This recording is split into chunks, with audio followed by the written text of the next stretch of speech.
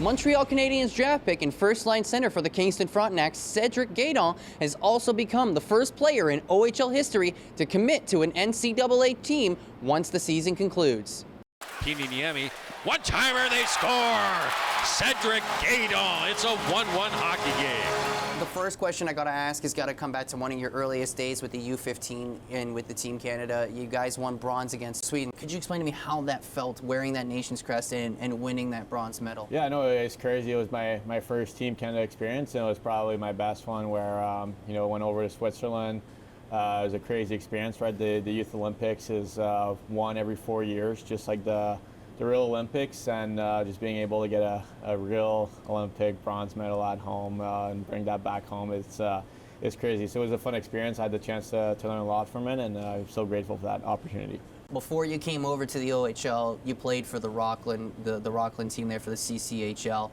I just wanted to know a little bit about how your time was there and what the time was like in the CCHL, and if you could talk to me a little bit more about that development program. Yeah, no, it was definitely weird with the COVID stuff. Like, I played my U18 year in Rockland, which was awesome. Right. And then obviously that was my OHL draft year, so I was just trying to produce and see what it took to get drafted in the OHL, and then obviously put up a good enough year to get selected in the first round by Owen Sound. And then the year after that, we had no season, so I was playing the CCHL in Rockland, which was not expected, but I had a great time. And honestly, looking back at it, it gave me the chance to kind of get ready for the junior hockey experience.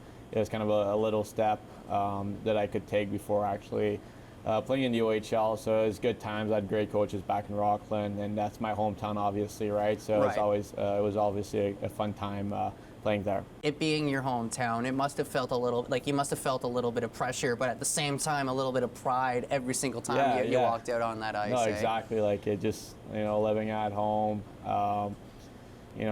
Had some buddies from class on the team. Had some people that come out to the games from school.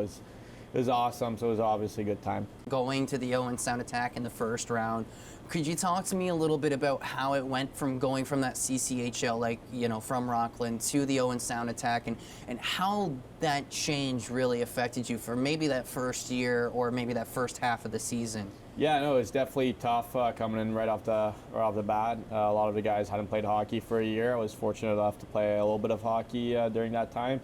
But right off the bat, it was tough. It was way faster. Guys were way stronger.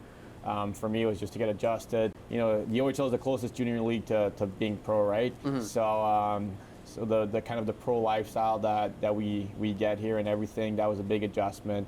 And it was great in Owen Sound. I had great coaches, great staff that took care of me right off the bat, and I was fortunate enough to have a successful first year. And I'd say the first half was a bit harder than the second half, and then from that point on, it was great. So you take a look at your numbers throughout the second and third season with Owen Sound, like over 50 points a season with both of those seasons.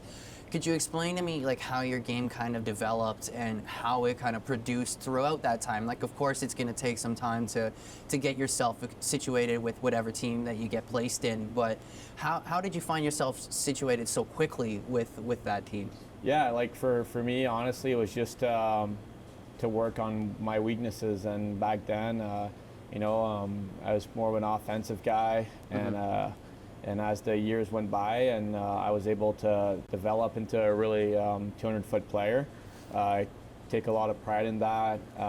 Being on the PK and the power play, I think it says a lot about how my game has changed, right? I'd say Absolutely. 5 years ago I wouldn't be on the PK, but now I take a lot of pride into face-offs, D-zone coverage, and everything, and that led to offense, right? And that led to me producing.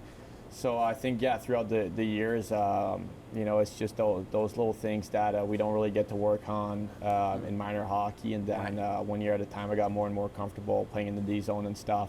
And that led to my role as a player now. Coming from Owen Sound to Kingston, must have been a little bit of a switch going from more of the West Conference team to the Eastern Conference team. How did you find that switch coming over to the team, and how have you found that transition to be so far in your season? Yeah, I think it's honestly the Eastern Conference a completely different world than from the Western mm-hmm. Conference, right?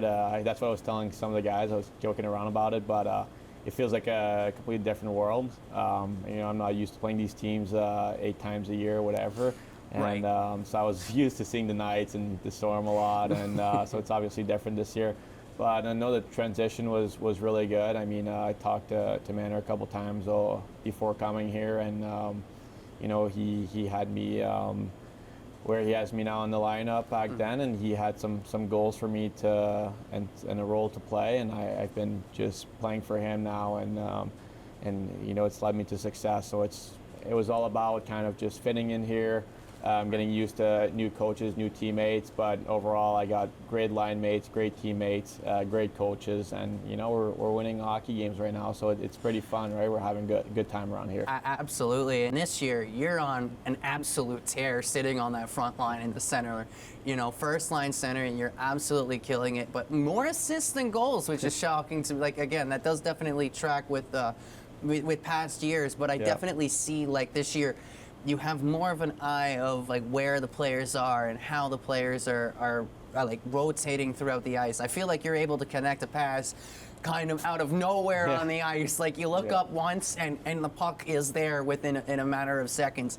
Could you talk to me about how it was to work with your line mates this season and how it's felt to kind of get off to such a great start here throughout the season? Yeah, I think it even started from training camp. Me and Ethan were, started training camp together. I've been playing with him since training camp, so it was pretty easy to build some chemistry there. And Hazy, we played preseason together. And then the first couple of games, I don't think he was on our line. And then eventually Hazy was on our line. And I think it's just a great mix of everything, right? Both of these guys work so hard. They're always in the right spots, right on the ice. I think we're 3 of the guys that dial in on the systems a lot. And that's big, right? It's pretty easy when your line mates are always where you expect them to be. So when you say about me finding them on the ice, well, a big part of it is just that we're all on the same page, right? Yes, I have my head up and I'm trying to find them, but at the same time, it makes it easier when they're at the right spots at the right time. So for me, it's pretty easy being center in between those 2 guys. They go get the puck. We find each other on the ice. I mean, we score goals, but also, we get matched up against top lines night in, night out, and we don't even sometimes expect to score goals, and we do just because we're so focused on shutting down the other line, and it leads us to offense. It leads it to offense. I was about to say, literally, I can see you guys coming from one end of the ice, and then all of a sudden it's a 3-on-2 break or something like that. But to switch gears kind of from the Kingston Frontenacs, I would obviously like to talk about the 2022 NHL draft that you were a part of. Drafted 4th round by the Montreal Canadiens. I just wanted to know what that must have felt like for you and obviously your family members that must have been around you at that time. Could you talk me a little bit through about when you got that call and just the kind of pressure that must have been taken off the shoulders in some sense? Yeah, no, it was, it's every kid's dream, right, to get drafted to the NHL. So that was a dream come true for me. And I was actually fortunate enough to be at the draft, which was in Montreal. So getting drafted by Montreal in Montreal was an unreal experience. So it was not too far from home for me.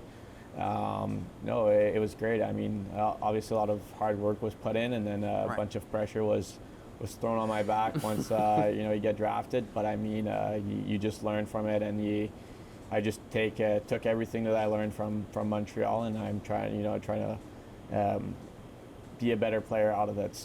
So we always like to end these interviews with a little bit of a lighthearted question. You're stranded on a desert island. You have one teammate that you can take with you, and you have one item that you can take with you. What teammate would you take, and what item would you take on that trip? Honestly, I'd bring my guitar. Definitely, I play guitar every night, and meaning I'll probably bring Lonzy with me because he also plays guitar. So the easy answer would be that I'd probably try to get some good jams on a stranded island with Lonzy there, and I think we'd make some fun out of it.